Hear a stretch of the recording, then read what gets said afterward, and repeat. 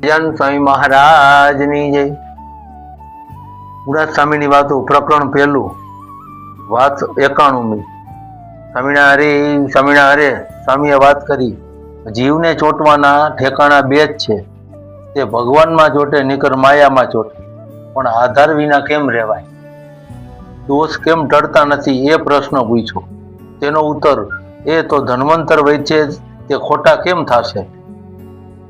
ને જેમ અક્ષરાન સ્વામીને ગોળી આપ દઈ અને રાફી કાઢી નાખી, તેમ કામ ક્રોધાદી ઘણી રાફીઓ છે તે કાઢી મૂકશે. આપણે તો એને બાજી પડવું એટલું જ કરવું.